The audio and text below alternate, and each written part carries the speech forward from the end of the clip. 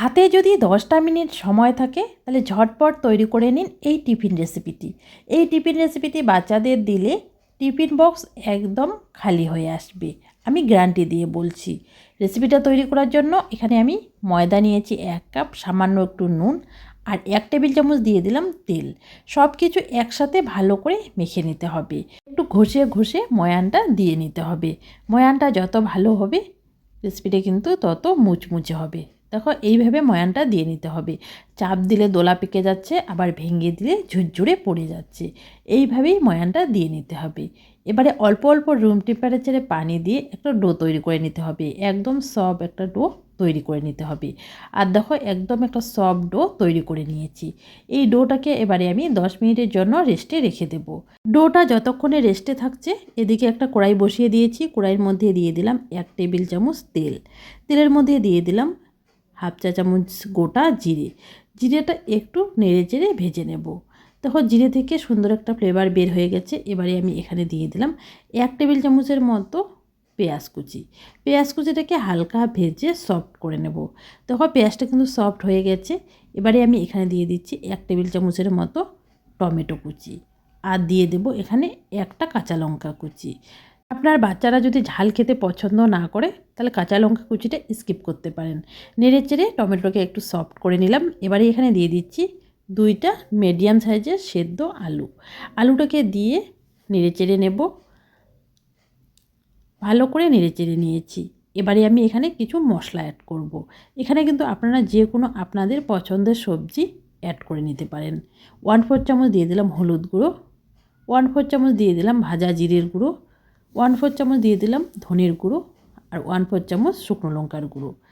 এবারে সব কিছু একসাথে ভালো করে মিশিয়ে নেব। আর দিয়ে দিয়েছি শেষে পরিমাণ মতো নুন। এবারে সব কিছু একসাথে ভালো করে মিশিয়ে নিয়ে 5 মিনিটের মতো ভেজে নিয়েছি। দেখো পুরটা কিন্তু প্রায় রেডি। উপর থেকে কিছুটা পরিমাণ ধনেপাতা কুচি দিব। ধনেপাতা কুচিটা দিয়ে 1 মিনিটের মতো নেড়ে চেড়ে নেব।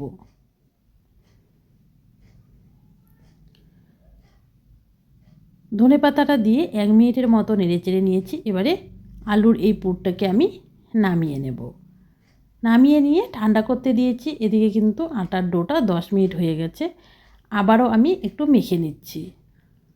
আটার ডোটাকে মেখে নিয়েছি। এবারে এই আটার ডোটাকে আমি 2টা ভাগে ভাগ করে নেব। মানে বড় বড় করে আমি 2 ভাগে ভাগ করে নিলাম আটার ডোটাকে। এবারে এখান থেকে একটা নিয়ে নিয়েছি রুটি বানা চাকলার উপর থেকে সামান্য একটু ময়দা ছিটিয়ে এবারে একটা বেলনার সাহায্যে যেরকম আমরা নর্মাল রুটি তৈরি করি সেরকমই কিন্তু একটা বড় রুটি তৈরি করে নিলাম। বেশি মোটাও না আবার বেশি পাতলাও না, এইভাবে রুটিটা তৈরি করে নিয়েছি। এবারে একটা গ্লাস নিয়েছি, গ্লাসের সাহায্যে এভাবে ছোটো ছোটো করে কেটে নেব। দেখো এভাবে কিন্তু ছোটো ছোটো করে গ্লাসের সাহায্যে কেটে নিতে হবে। আমার এই রেসিপিটা আপনাদের যদি ভালো লাগে অবশ্যই একটা লাইক দিয়ে কমেন্ট করে জানাবেন। আর প্রতিদিন নতুন নতুন রেসিপি পেতে চ্যানেলটাকে সাবস্ক্রাইব করে পাশে থাকা বেল আইকনটা ক্লিক করে নেবেন নতুন রেসিপির আপডেট সবার আগে পাওয়ার জন্য। দেখো আমি ছোটো ছোটো রুটিগুলো গ্লাসের সাহায্যে কেটে নিয়েছি। এবারে বাকি যে অংশটা আছে সেটা কিন্তু ফেলে দেব না, এটাকে আবারও বেলে নেব। আর এগুলোকে এবারে আমি সাইডে রেখে দেব। সবগুলোকে সাইডে রেখে বাকিগুলোকেও বেলে এভাবে ছোটো ছোটো রুটি তৈরি করে নেব। আর দেখো বন্ধুরা আমি কেটে নিয়েছি সবগুলোই। এবারে একটা রুটি নিয়ে নিয়েছি, এখানে সামান্য একটু আলুর পুর দিয়ে দিলাম। দেখো বেশি কিন্তু পুর দেওয়া যাবে না, সামান্য একটু পুর দিয়ে নিয়েছি। এবারে সাইড দিয়ে আমি আটা আর সামান্য একটু পানি দিয়ে একটা মিশ্রণ তৈরি করেছি, সেটা লাগিয়ে নিয়ে এভাবে ভাঁজ করে নিতে হবে। দেখেই বুঝতে পারছেন আমি কি করে ভাঁজটা দিয়ে নিচ্ছি।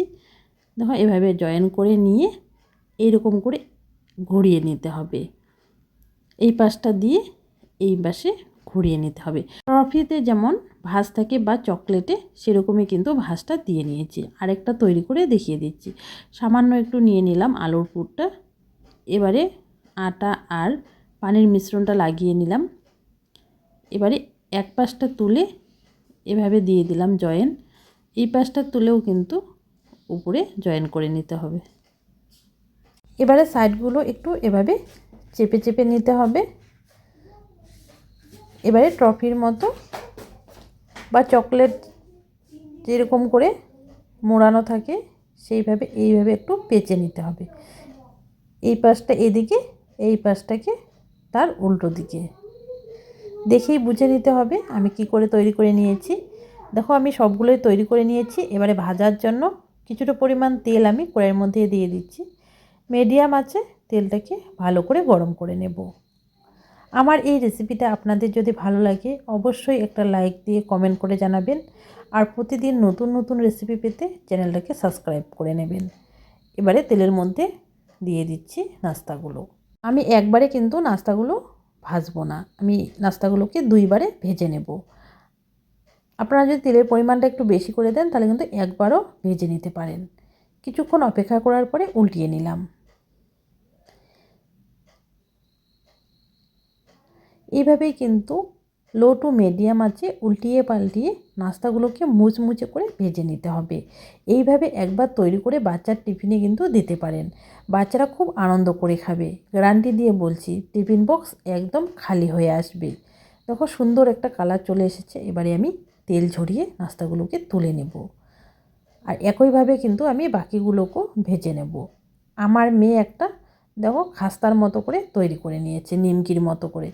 এটাকেও আমি ভেজে নিয়েছি, এগুলোকে তেল ঝরিয়ে তুলে নিলাম। আর দেখো নাস্তাটা কিন্তু পরিবেশনের জন্য একদম রেডি।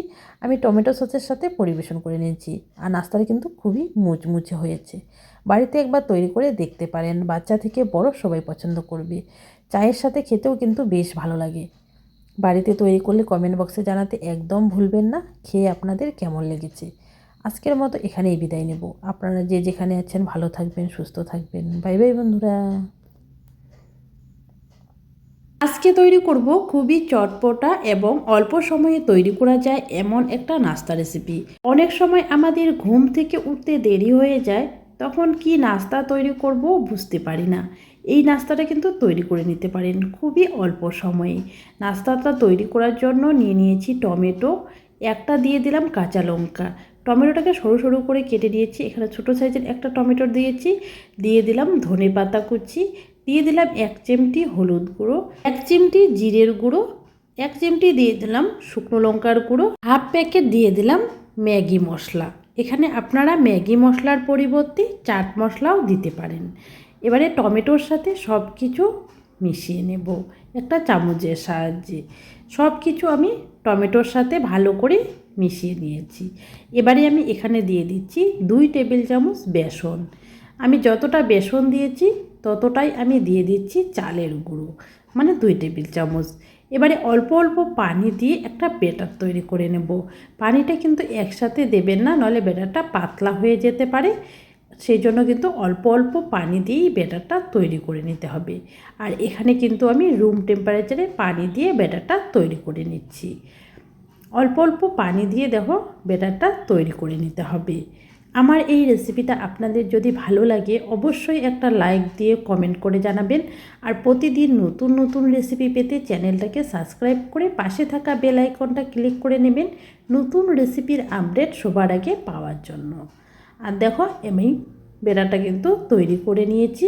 ব্যাটারের ঘনত্বটা আমি দেখিয়ে দেব কীরকম ঘনত্বের ব্যাটারটা তৈরি করে নেবেন। এবারে আমি সব শেষে দিয়ে দেব পরিমাণ মতো নুন। নুনটা পরে অ্যাড করে নেবেন, পরিমাণ অনুসারে নুনটা দিয়ে নেবেন। নুনটা দিয়ে আবারও ভালো করে মিশিয়ে নিলাম। আর দেখো ব্যাটারের ঘনত্বটা কিন্তু এরকম হবে, বেশি পাতলাও হবে না আবার বেশি ঘনও হবে না, মিডিয়াম ঘনত্বের একটা ব্যাটার তৈরি করে নিতে হবে। এদিকে আমি ভাজার জন্য একটা প্যান বসিয়ে দিয়েছি। প্যানের মধ্যে দিয়ে দিয়েছি 2 টেবিল চামচ তেল। তেলটাকে আমি আগেই ভালো করে গরম করে নিয়েছি।